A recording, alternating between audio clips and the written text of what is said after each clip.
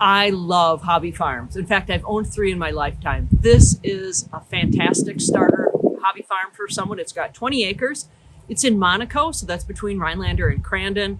We've already got a barn. There's a small machine shop that way, and this house is older farmhouse, classic, with a ton of cool finishes, including some stonework and more. So go in and see the tour. I think you're going to love it as much as I do.